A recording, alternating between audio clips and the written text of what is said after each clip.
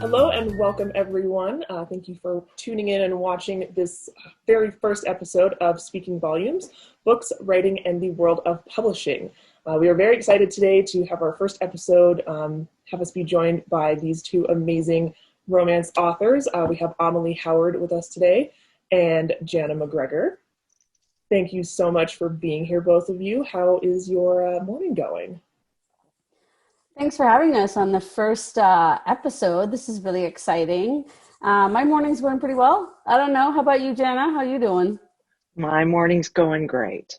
Good. So, well, it's about to get even better, isn't it? We're going to talk about some romance books and just have a good time. Excellent. All right.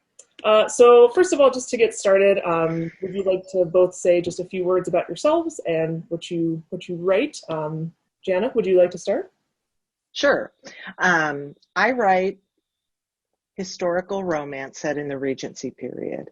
And what does the Regency period mean? You know, technically it's that period between 1811 and 1820 when the Prince Regent was the acting monarch in Great Britain. But a lot of people extend that all the way through to 1830 when he was actually the king.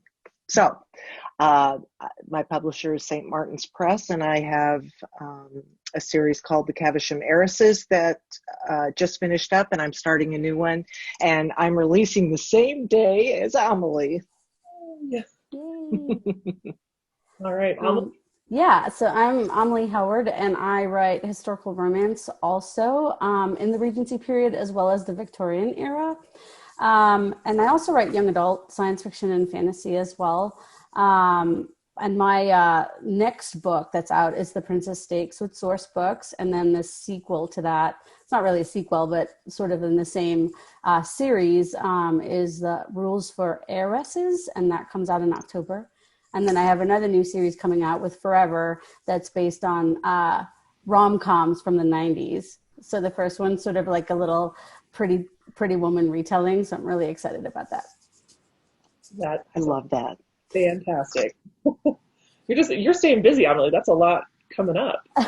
I'm trying. This is Yeah. the only thing we can do to keep ourselves busy is like just churning out the ideas, right? Yeah. And happy. Exactly. Yeah.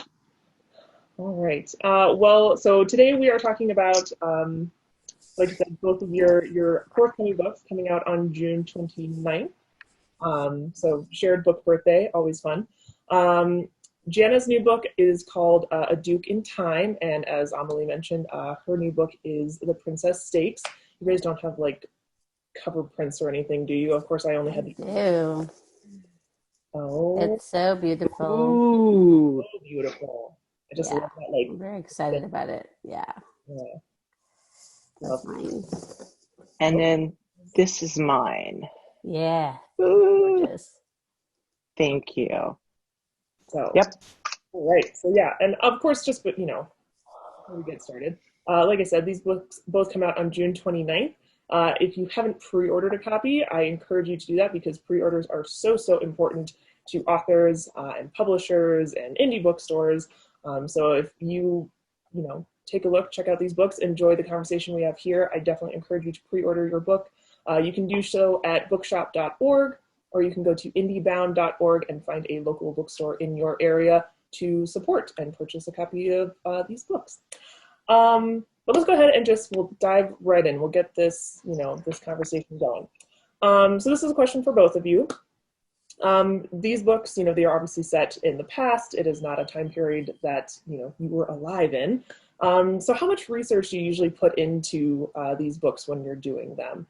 And is your research kind of, mostly focused on, making sure that the book is realistic, that it's historically accurate? What's kind of your main objective when you do your research for these books?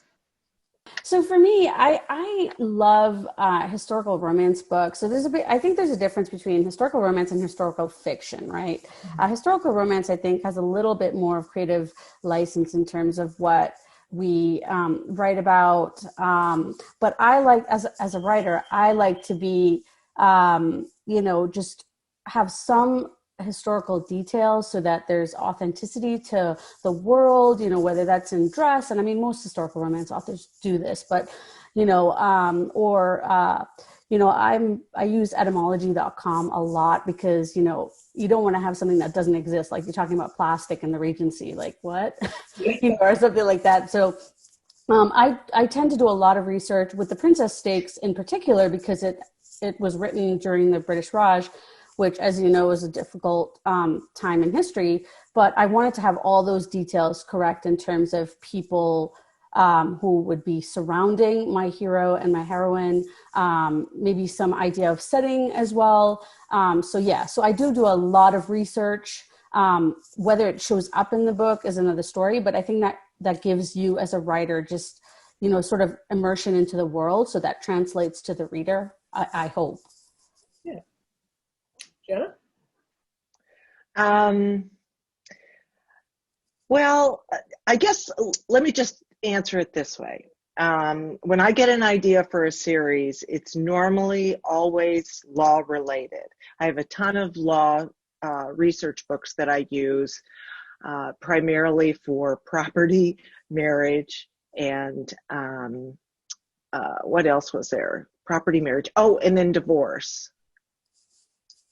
And it's all set from that time, because here in the United States, the majority of our law is, common law, which came from Britain and all of that kind of stuff. And so that's where my ideas come from. So if I've got that framework, then as I write the stories, I can pretty much, I research pretty much all the way through the book as I'm writing it to do that. And Amalie brought up an excellent point.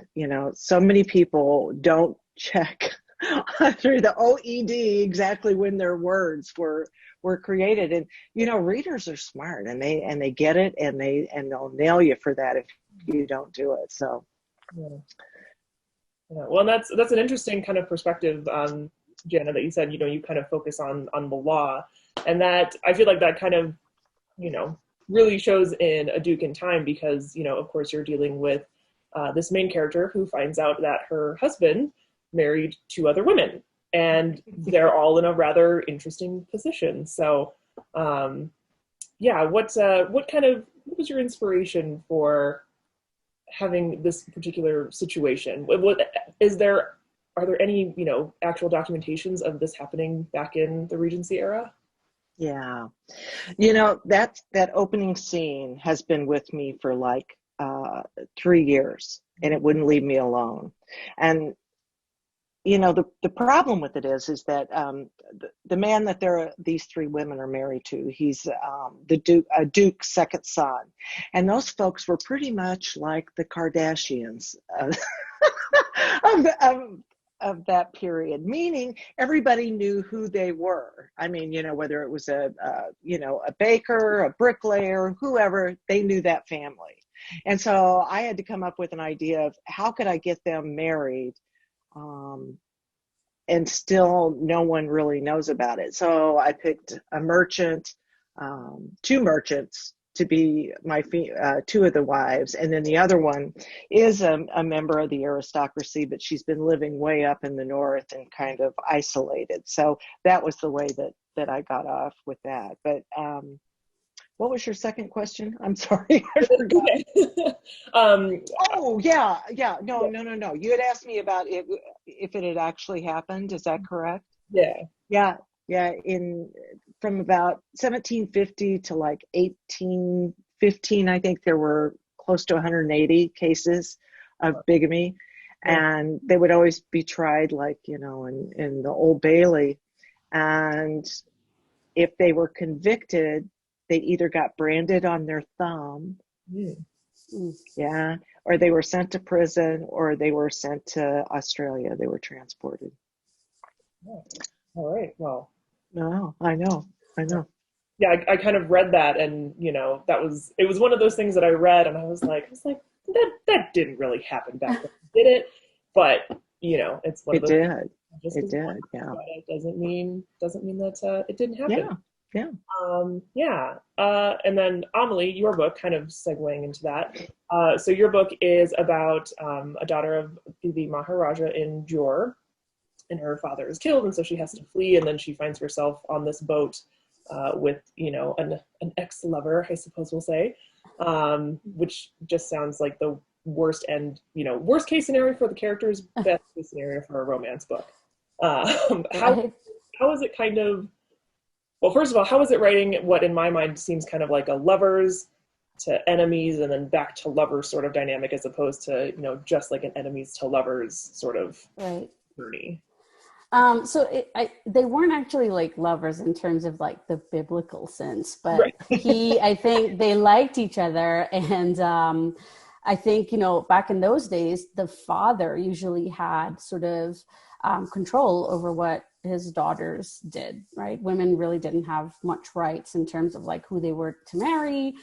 They were brought up to be like basically bargaining pieces.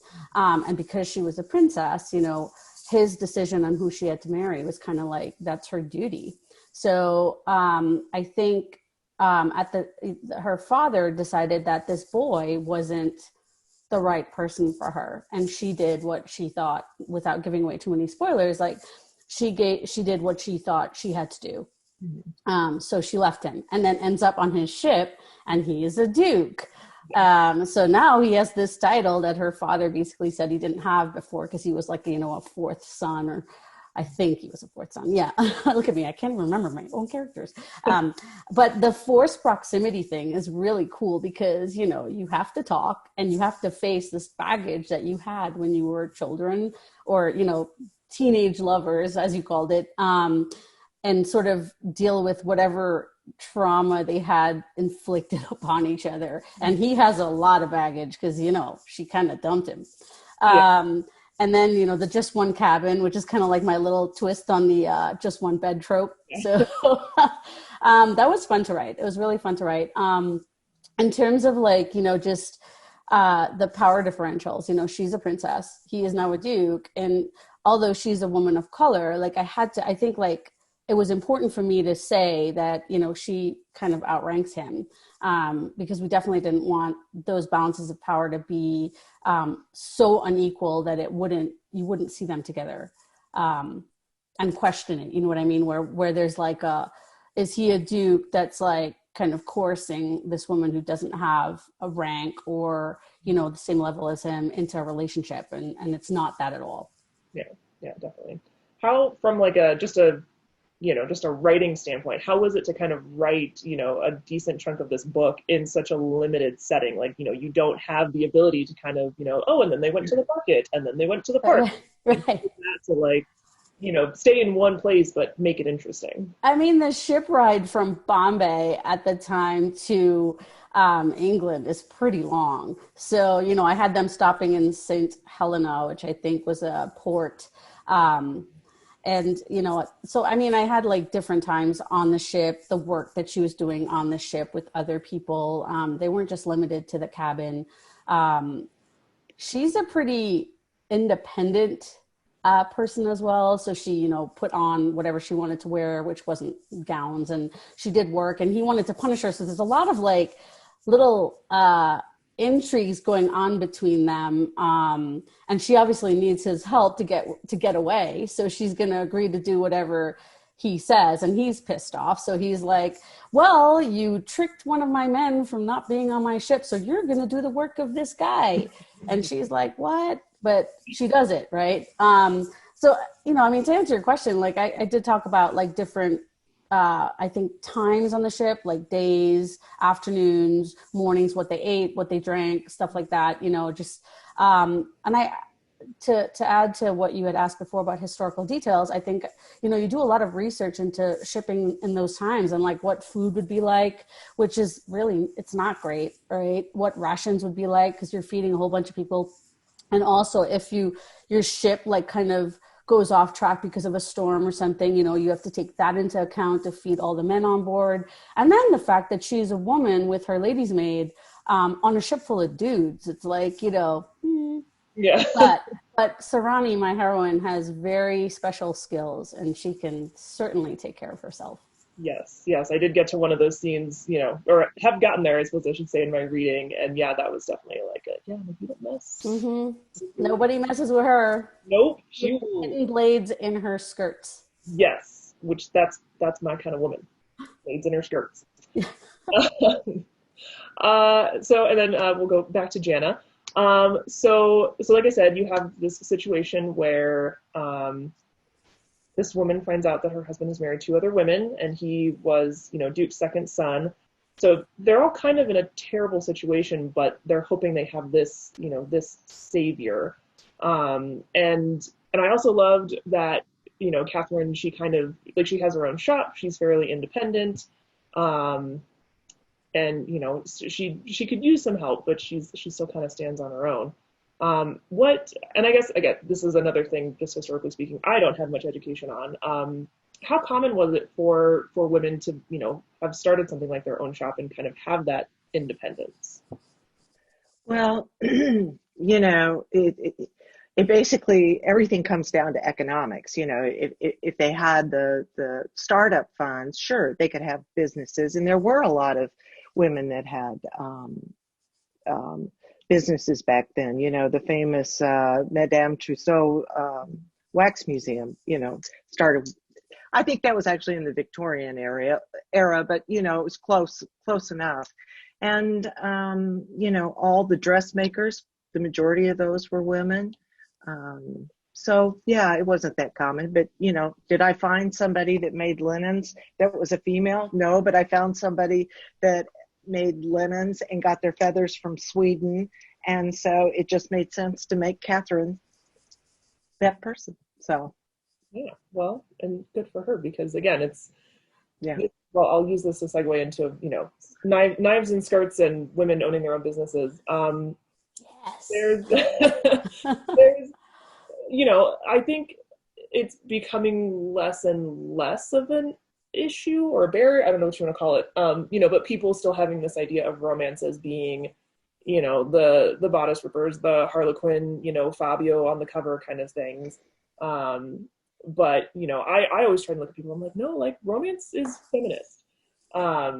So what would you kind of say to those people that, what's kind of your argument or the way that you kind of explain, no, yeah, it's romance and maybe there's still these characters that are being swept off their feet, but they are still feminist. How do you kind of, set them straight? Janet, if you want to start.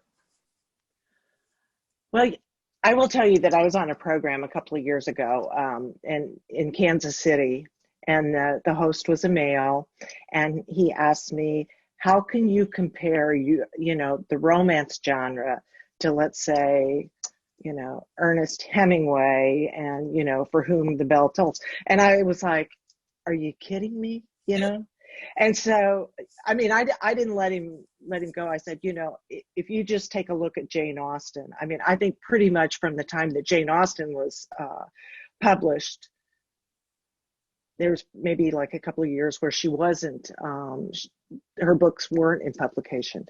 She's outsold Ernest Hemingway, by a gazillion, and she still does to this day. Why does she do that? Because it's great romance. But more importantly, I think I take away from romances, not only is there a lovely relationship that's built between the couples, and we get that happily ever after, but more importantly, I mean, I think it teaches us life lessons like empathy, community. What is our community? What, who are these people that we fall back on all the time? And, in many ways, some of these things, like with Amalie's book, it's about growing up. Here we have this young couple that they were, young lovers, but not in the biblical sense. And they've gone through all these life experiences. And so they come out on the other side. And so, could they have been in that relationship, with their younger selves at that age? No, of course not. They had to go through all those struggles in order to be able to do that. And isn't that what our life's all about, is learning how to take, life's disappointments or struggles and turn them into something powerful? That's what gives us the ability to have a strong foundation in family and love, I think. So, all right, I'm off my soapbox. Sorry. Oh, that was I like your soapbox.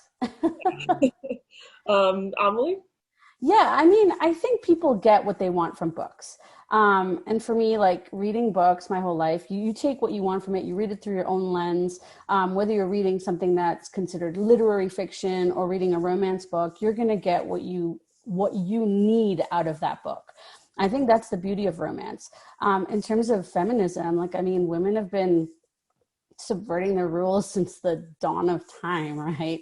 And I think us writing, feminist, resilient heroines in our novels, really just to show that, that agency, right? That women can go after what they want, that even, what I particularly like about writing in this historical period is that even with those rules of a father, say, determining your future, or a husband determining your future, or all these rules about how a woman could conduct herself or own, not be able to own property or anything like that, usually, how do they bend those rules? And I love being able to play with that, because I think, like, as modern readers, even in our own lives, we want to be able to, like, move forward. We want to be able to live and do things for ourselves and take chances and, all that stuff. And I think if we see it in the books, right, it's kind of like this, it's not like giving ourselves permission, but we see it and we're like, yeah, we root for these heroines. And I think that's really important. So my heroines are always like, pushing the limits. I wouldn't say that they're like, completely like, domineering about what they're doing. They're still vulnerable as well. But that's part of strength, I think, too, that being vulnerable, especially to a hero that, might come in and want to save the day. And then the heroine says, I can save the day myself, but thanks for your help. Yeah. Yeah. Yeah. So. Yeah. Yeah. And I think you're absolutely right as far as, speaking kind of specifically of, the romance genre, obviously there is that romance element, but there's other things going on in these characters' lives, other things that they're striving for and working for. And I think to illustrate that, hey, yeah, it's okay to go after what you want and still be vulnerable, both in romantic relationships, but also just in your life in general, it's very important to mm-hmm. And the beauty of books is that even if you're, say a shy person or a person that, has different traits to a character that you're reading, you can still insert yourself into that book and imagine how, an outcome might realize itself. You know what I mean? It's like books are a safe space for anyone to explore and escape. Yeah, definitely. Good answer. Well, and particularly this last year, when we've been so locked away. I mean, I can't tell you how many of my favorite romances that I've gone back to reread just because I needed that comfort. Yeah. Yeah, absolutely. Same. Definitely. And kind of, so Janna, coming to you next. Speaking of, in romance books, obviously the romance is a big deal, but there's usually other things going on in these characters' lives, other things they are working towards. So Christian, your hero in the romance, he's a soldier. He's come back from war, and he has this mission to try and provide for his fellow soldiers. After they come back, and they usually come back to nothing. Was there, again? I just want to know what's real, basically. Was there any, kind of program? Did anyone, whether it was the country or just an individual, did anyone try and do something similar to what Christian is doing in this book? Did anyone try to help these soldiers, or did everyone just kind of have to fend for themselves when they got back? Yeah, I mean, it was basically, there were good Samaritans, there were folks that had charities, but they weren't, set up on a national level. And so if you look at that, the majority of the people that served in the war during that time came back, and they were not given any pension. There was no final payment, etc. If you were an officer, a commissioned officer, you could sell that commission, and they were worth something. So you could get your money back from that. If you kept your commission and retired, then you were considered half pay. But, they could always call you back whenever they wanted to. So what happened is, and if you look at this, in that whole entire period, of the Peninsula Wars and Napoleon trying to gain dominance over Europe, I think Great Britain was like, it was never, I don't think, I know that Napoleon never invaded it. But if you take a look at where all the fighting was going on, in Spain and Portugal and France and Italy, I mean, those towns were just decimated. And so in many ways, I think that the soldiers from Great Britain came back to more economic opportunities than the folks that were left behind, just from the standpoint that, their infrastructure, their buildings, everything was there. But, as I said in the book, so many times their families, their wives, their fiancés, they were gone because they didn't know when these guys were going to come back. And if you think about it, if your husband was fighting, you might get 1 or 2 letters a year. That's it. You never knew, what the status would be.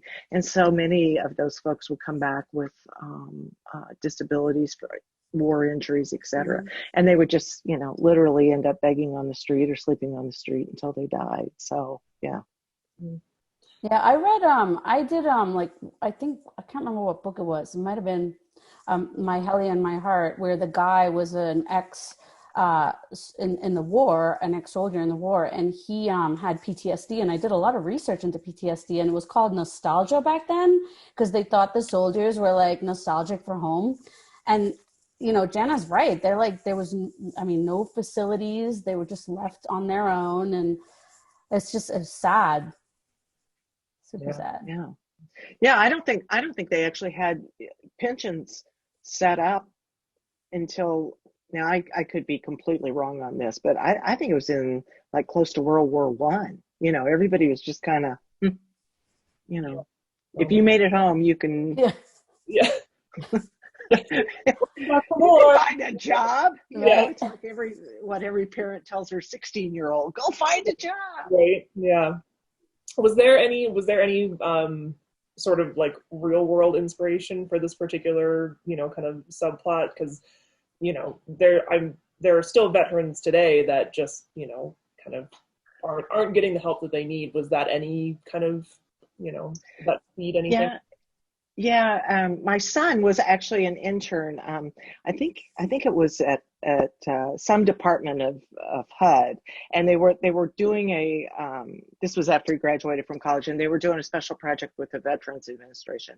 And so what they did is that they would go to the homeless encampments in the various cities, and they were trying to get a census of how many of the homeless folks were veterans. And I thought, oh my gosh, that would be great, idea to do that. And I mean, it was really sad numbers. There were so many of them that are homeless here in the States. And I mean, that should never happen. And so that's where I got the idea from it, or for it. Yeah, I always appreciate, and sometimes I'm reading and I will do that. I kind of, read what's going on in the book, and then I think about something in the real world, and, in my head I'm like, oh, they probably, it's that life imitating art, and you're like, yeah, that's definitely what they were thinking. And I feel like sometimes it happens even when you don't mean for it to. It's just, there's those similarities. So, all right. Let's see. Amalie, going back to you. So we already kind of talked about, writing on a ship and everything like that. But I'm curious to hear your take. Life on the high seas and pirates and ship journeys, we seem to kind of romanticize them. What do you think is kind of the reason that is, that we're just so enamored of, oh yes, being a pirate on the high seas and finding treasure. What about that is just so appealing? I don't know. Maybe it's always like that bad boy trope, I guess, where you have like the guy or the gunslinger is like in the Westerns. And I mean, the pirates that really has a good heart and is waiting for the right person to send him along the path to redemption. I mean, I don't know. Yeah. I think, I was inspired by Joanna Lindsey. Like, she's just such an incredible writer of like all those ship books. Like, she has just a fantastic, the Mallory Anderson series is just phenomenal. Like, I grew up in the Caribbean on an island and on boats my whole life pretty much. So I kind of wanted to just, write about being on the ocean, and it was fun. It was fun. Like, I mean, that was probably like a third of the book, and then it goes into, once they get to London. So it starts in India, it goes on the boat during that voyage, and then it goes into when they arrive in London, and they have to fake an engagement so that Rhystan's mother will get off his back and not try to match him up with like 9 million ladies. Yeah, mothers. I know. Worse. Yeah, I mean, but in terms of the fascination, I think we always love the bad boy trope, and sort of, how do we kind of make these guys realize that their naughty ways, their wicked ways are better served elsewhere. Yeah, definitely. Yep. I've been wanting to watch Pirates of the Caribbean again, so maybe I'll have to do that now. Oh yeah, I mean, Orlando Bloom, come on. Also Jack Sparrow, yeah. Well, and speaking, so yes, like you said, they're on this journey to London, and they're going from India to London. Sarani is a woman of color. Talk a bit about what life was kind of like for people of color in England, because I think that's another one of those things where you obviously look at the majority of history and things like that, and people of color aren't really mentioned, and then I think sometimes certain readers will be like, oh, that's not realistic, that there's a person of color here, but it's like, no, just because you never saw it in history or were taught about it doesn't mean they weren't there. So can you talk a bit about what their kind of experience was? So think about what, where history sort of came from, and that white male gaze, right? That's where most of the accounts are going to be, that the historical accounts came from. But people of color have been in, the British court for a long time. They just haven't been written about. I mean, I did a lot of research, particularly because I wanted, like I said earlier when we started this chat, about having, just those historical elements that give authenticity to, the story. I researched a lot on the Rani of Jhansi. She was a queen, a warrior queen who fought against the British Raj during the period in India. But I also did research into Sophia Duleep Singh, who came a little later, but she was a princess who was Victoria's goddaughter. And, she lived in the courts, and she outranked a lot of the nobles. And, she still encountered racism in the court because people judged her on the color of her skin. And she went on to be quite a famous suffragette fighting for women's rights. And, it was just very interesting reading about her because she was a remarkable, remarkable woman. And so I kind of modeled my heroine after her because I was just, she's impressive, but at the same time, you have to write, I feel like you have to, and I saw an article by the Duchess of Sussex. So she said, we have to talk about the uncomfortable things, have the uncomfortable discussion to move forward. And I feel like if I didn't touch on some of the aspects of racism that a person of color, a woman of color, might have endured in the, Victorian era, I would have been a little remiss of me. So there is stuff that my heroine endures, but I address it on the page, right? I'm a woman of color. I've endured, encountered some racism, and I wanted it to be like authentic. And yeah, a lot of it is a balance, right? Because you want to balance these historical details with the romance, right? You don't want it to take away from the budding relationship between the hero and the heroine, but at the same time, you want it to be real. So I think it's a challenge for every single author, whatever story they're telling, to bring it to the page in a way that feels right to them, right? So if we're talking about writing about people of color, I mean, we want more stories out in the world, right? Because I'm only one person. I grew up in the Caribbean. My background is completely different to somebody who might have been born here or been born in England or India or anywhere else in the world, right? So I can only tell the story from my own experience, which is an ex-British sugar colony, right? That's where I was born and spent most of my life. But yeah, more stories, more diverse stories. We need more of them. Yes, absolutely. All right. Now, okay, that was a serious topic. That was going to be discussed, but we're going to lighten it up a little bit. Jenna, I have a very specific question for you. I think you know the one I'm talking about. Yeah. so there's a scene early on where it's like Mary's, prize medallion, because it's a mare. There we go. She's kind of suddenly delivered to the Duke's residence, and then he proceeds to kind of calm her down because she's a little high strung. And I was sitting there reading that, and I just kind of got to the end of the scene, and I was like, I don't think I have ever read a more like, just like, like watching this guy just gently kind of subdue this horse and take care of her. I was like, this is the sexiest thing I think I've ever read. Was that your intent in writing that scene, or am I just weird? No.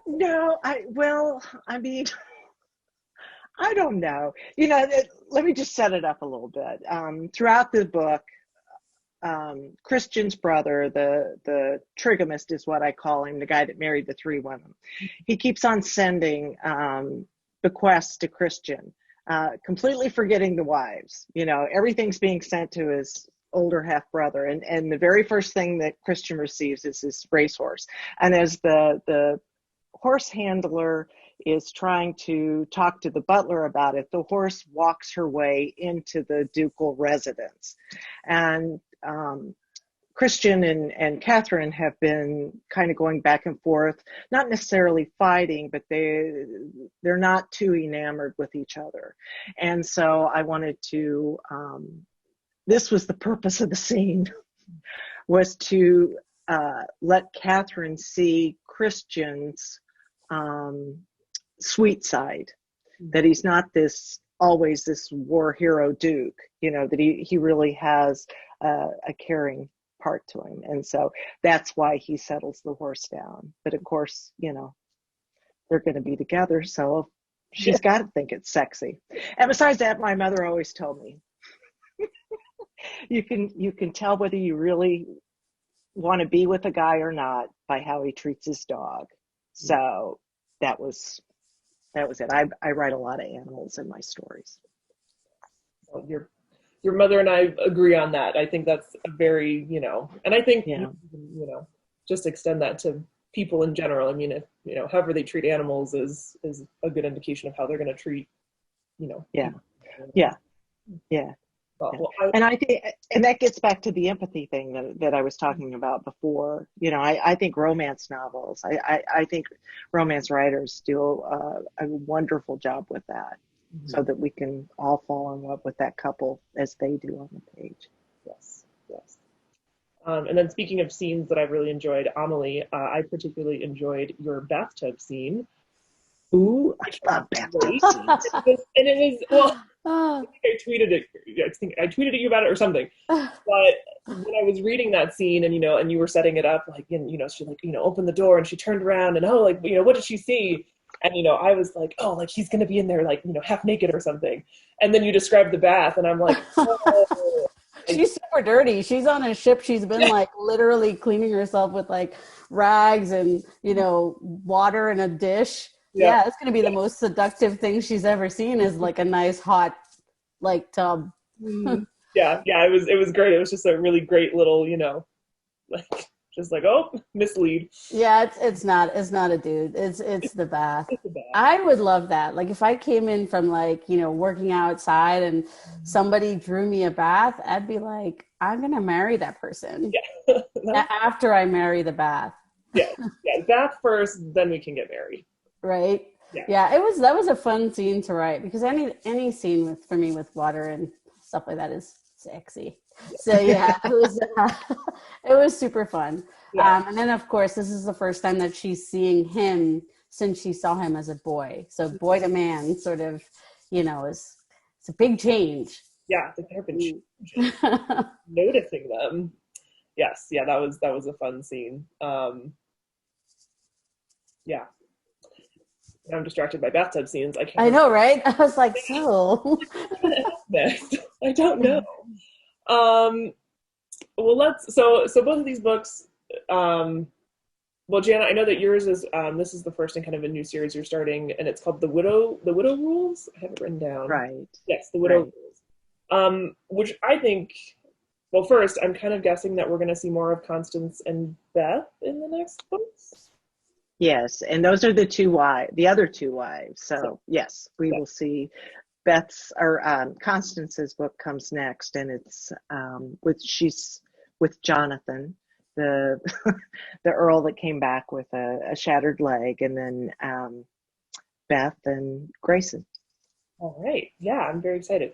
And I find it like again, just kind of, romance, maybe taking certain people by surprise. But I liked that it was kind of focused on, widows. It wasn't just, like young ladies in the Regency. It's like, no, this is stories about women who have gone through something that, threatened to really ruin their reputation and set them back, but we're gonna see them overcome. So I thought that was a really, was there a particular thing that made you want to write and focus on widows in Regency era, or? Well, I mean, I had to kill him off, so yeah, I mean, it was just kind of like it was forced to, because otherwise I wouldn't have a romance because Yeah, yeah, he needed to be out of the picture. he needed to be out of the picture, so they were all widows, and and the and also I think it's more fun to write about widows because they do have life experiences, they do have sexual experiences, so it's much easier for them to know what they want as it relates to a perfect partner. Yeah, yeah, yeah. I didn't think about it that way, but that's a good point. Kind of a Yeah. little older and wiser, and yeah. Um, and They, then they know their business. That's what she said. that's what you're really trying to say. Yes. I mean, romance is escapism, right? So it's like, we're writing especially about these young debutantes, and it's like they have no experience. And then I think back to like kind of my first experience, and I'm like, wait, what? This sounds really good. Why does this sound so good in this book? That's not how it was. Someone lied to me. But I feel like romance has something for everyone, and I love that you're writing about widows because I think that's so cool. Like second chance stuff is also something I love to read. One of my favorite tropes. I love second chance romance. Thank you. And then Amalie, so you said that so Princess Stakes, is that going to be first in kind of a loosely like collected sort of series, not necessarily, Yeah, I mean, how historical romance is. It's really just like who is the next character in the book that gets an happy ever after. Yeah. And so so there's two books right now. The first one's Princess Stakes, that's June, and then Rules for Heiresses is the sister of the hero in book one, and it's her story. So it's Ravenna's story, and she is a very interesting piece of work. There's more ships in that one. She runs away on a ship to the West Indies, which is, where I grew up, and finds also like a childhood friend, like a childhood neighbor that was supposed to be dead. And he is like the grandson of a duke. And he is, his mother was a French Creole woman, so he's mixed heritage. And it's just really interesting, like the relationship between the two of them, because she's also very independent thinker, doesn't want to be strapped down by convention, and then realizes that she has to follow those rules because she won't have an income, she won't have money, she'll be ostracized from the town. I mean, she has to kind of forge a path forward that works with who she is, not ruining the reputations of her mother, her brother, the Duke, and then also the hero's sisters who are unmarried. So there's a lot of responsibility. You might want this like independence, but at the same time, if you get that, you risk hurting people who mean something to you. So, I really loved writing her story as well. And that cover, I'll find it because it's so beautiful. It is gorgeous. Thank you. Yeah, I love it. It's one of my favorites. Oh, here it is. Gosh, it's so gorgeous. That's it. Isn't that? Oh, I love it, love it, love it. Yeah. Look at that. He is so fine. Put that up, next to your bed, and you're like, oh, I know, right? I'm like, oh, you're so pretty. Yeah. Again, now I'm distracted by hot dudes. What was I going to say? I know, right? This is the worst thing about They romance. blanket your brain. I know, you just get distracted by, dudes and ships. What was I going to ask? Yeah, it's gone forever. Well, And his ship is not like a ship that they took from India to England. That was like a packet ship, like yeah, with some steam capabilities. But this one's like an ocean liner, because in the Victorian era, that's when you really started seeing sort of the rise of the ocean liner. I mean, everybody knows about Titanic, right? But that was in the 1900s. But these ships could make it from England to the US in like 7 days, which is awesome. yeah. So, and he had like a really fancy outfitted one.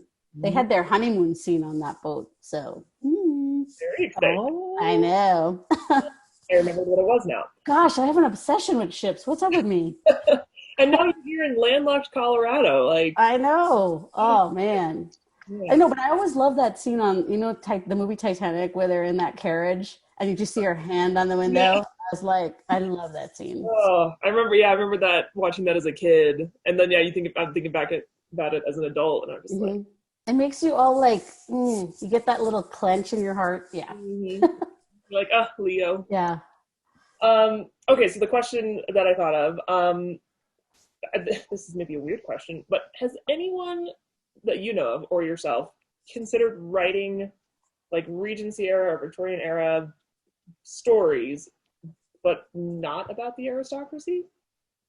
Like writing just more about the common folk, I guess. I mean, it's a good question, right? Because everybody's like, oh my God, just another Duke again. And it's like, look, it's the same as like the billionaire trope in contemporary romance, right? We want to read about, well, I do, I'm going to speak for myself, read about stuff that people, that's not me. That's not my like, whatever money I make to pay my bills. And then I have no chance to get on a private jet ever. Yeah. Right? Like I want to read about the jet. I want the jet. Get me a jet.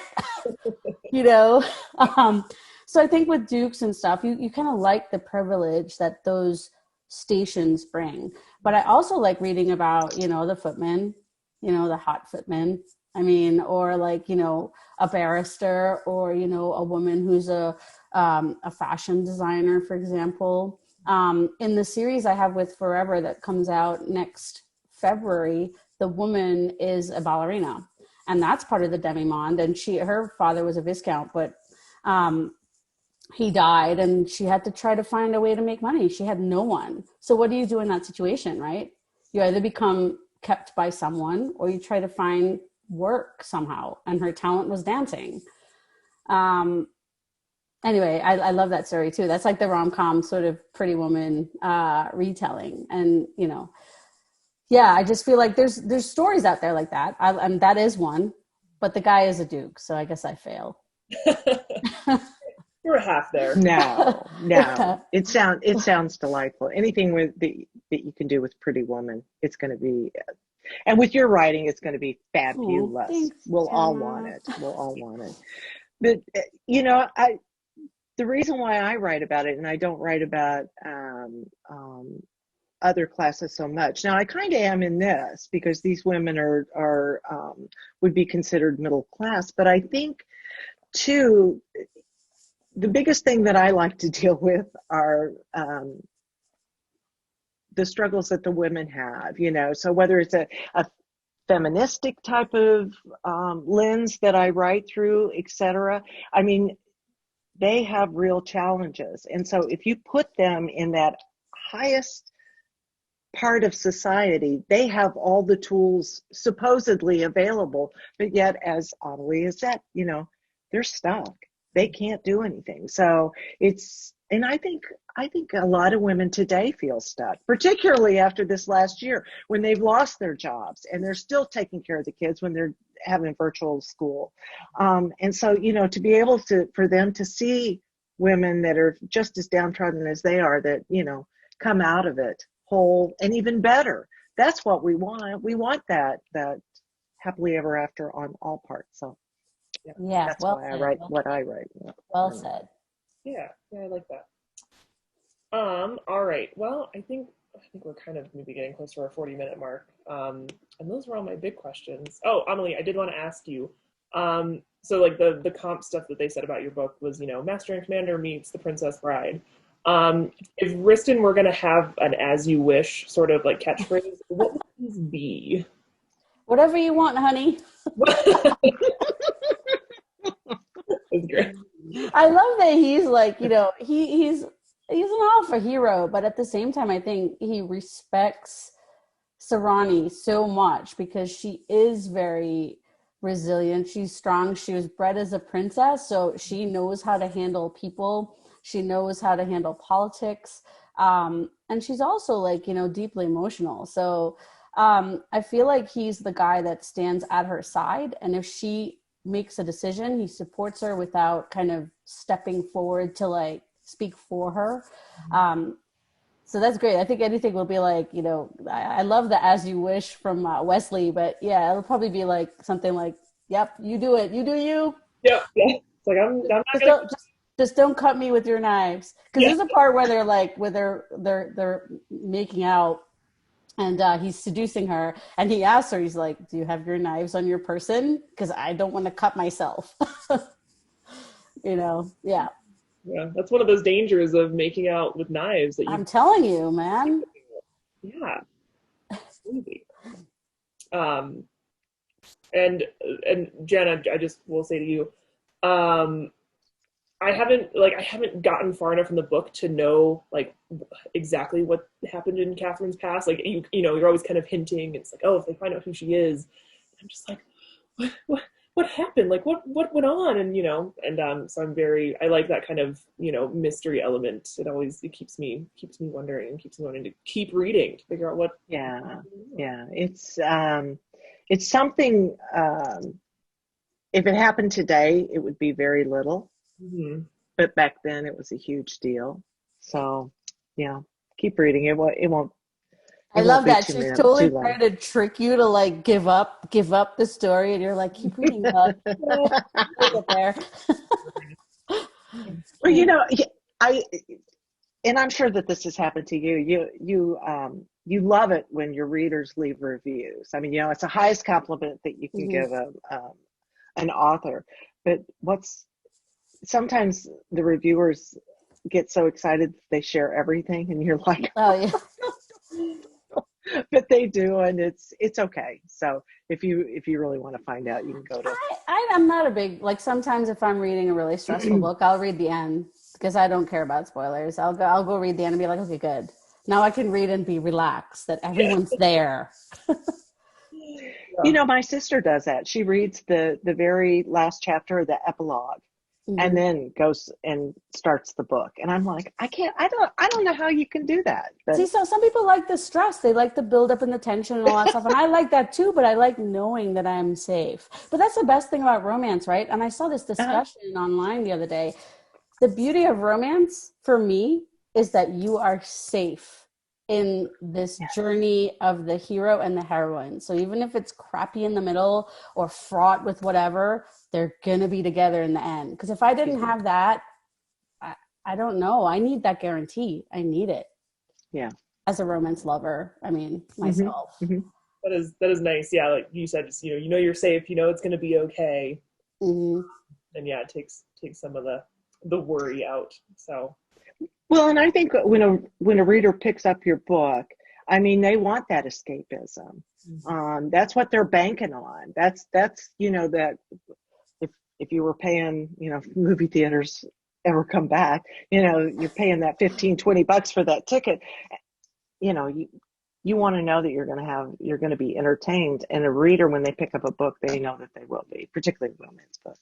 I know you don't want to like run out trying to beat people up because you didn't get what you wanted. I'm not that I've ever done that after a movie, of course. All right. Well, as a final question, I would just like to ask if there's one aspect of the romance genre that is the most underappreciated thing about it. What do you think that aspect is? And there's no parameters on this, so anything. I kind of touched on it earlier, but I think there's something for everyone in romance. And I think you can, even if you like a trope that is not popular because of modern sensibilities, and I'm trying to say this very gently because, things change from 20 years ago to now, you can find it And again, it's a safe space. Whether it's like, I'll say a kidnapping trope or something like that, you know what I mean? Or a mafia trope, which I love. I love that bad boy mafia trope. You read it and it's safe. You know what I mean? It's not to say that I'm going to run out and try to find a mob boss like Tony Soprano to be my boy toy. I'm just saying, it's like in romance, I love that. And I think that's more and more people are discovering that, because romance there's a reason it's, a $1 billion industry. But yeah, and the thing about it is I hate when, you spoke about it earlier about this, like the literary sort of snobbery. It's like, there is some truly beautiful prose in some romance books I have read, and I have stopped and read these authors' words because they weren't mine. I was seething with jealousy. Such beautiful prose. And you're like, when something like that happens, it's not a literary book. It's a romance book. Yeah, but it can still be beautiful. And absolutely. Whenever someone talks about, just like beautiful prose, I immediately think of Anna Marie Michelmore. Like all of their books are just like, they're all, kind of in their own way, but their prose is just Yep. So, Janna, what about you? Most underappreciated thing about romance? And it's probably one of the things that it's most criticized for too. I mean, I think romance, no matter what it is, it gives the individual hope, gives them hope that their lives will be changed for the better, because they see it on the page, and that could be their life. And I think that's, how many times have we heard, oh, that's so unrealistic. Oh, that never happens. Yeah. Well, yes, it does. Mm-hmm. So I get that in my own life. My husband and I met one night. I mean, and he kissed me that first night, and that was it. He said he knew then that he was going to marry me, and he proposed 6 months later, and we'll be married 21 years this August. Right? I mean, people criticize insta love and stuff like that for whatever it is. It happens. I believe in love. I believe in hope. I think what you said is so true. Yeah. And the same thing happened to me with my husband. First time I saw him, I knew that he was the one for me. So, of course, he was my TA in college. Ooh, look at you going a little taboo. Like, oh, he's gonna do something. No, I know. Yeah, I haven't married him yet, but I feel like I maybe have that person in my life too. He's just this goofy, awkward nerd, and I'm like, yep, he's mine. Love it. Yeah.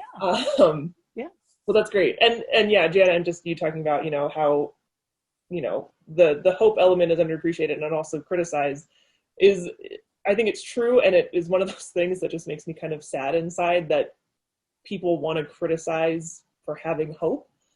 And, I know that you can kind of maybe be unrealistic about hope sometimes, but just to have a realistic sense of hope, I think is, why wouldn't you want to? Why do you want to live in such a negative world? So yeah, I like that. That's a good answer. People need to get rid of their negative attitude. That's right. Well, yeah, like I said, I think that's all my questions, and I've already taken more of your time than, was originally planned. So, but thank you both so much for being here and starting this, or helping me start this journey of this new program. I was very excited to have you both, and definitely will invite you back anytime. Yeah, thanks for having us. This was amazing. Yeah. Thank you so much. Yeah. And I love this girl, so. I love you. I love here right now. I know. All right, so those who are watching, thank you so much for watching, tuning in and checking out this program and supporting these authors. It means a lot to them and to me, just because I have all that empathy for my fellow author friends. If you want to purchase a copy of these books, they do come out June 29th. You can pre-order them through bookshop.org, or you can go to indiebound.org and find a local bookstore in your area and support them. They will greatly appreciate it.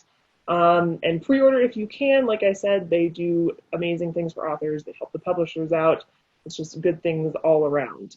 And if you want to learn more about the programs coming up on Speaking Volumes, you can go to thecrowdedbookshelf.weebly.com, and see our upcoming events. You can sign up for our newsletter there. You can follow us on Twitter at SpeakVolumesFC. And there's also a Speaking Volumes Facebook page. Do you guys want to do shout outs for your social media so people can follow you? I'm just on AmalieHoward.com and Amalie Howard on Twitter. I'm Amalie Howard everywhere. Consistency is nice. Yeah, right. Yeah, and I'm JannaMacGregor.com, and on my social media, it's the same thing. But I do have a Facebook group, which is Janna MacGregor's Ladies and Lords of Langham Hall, and love to have everybody join. And So, it's thank you. fantastic. Her group Oh, they're you're so so sweet. welcoming. There's such wonderful people in there. Yeah. Awesome. Yeah, so stay up to date with Speaking Volumes, stay up to date with these authors and see what exciting things they have coming out. Yeah, thank you for watching, and we will see you next time. Thank you, guys. Bye-bye. Thank you. Thank you.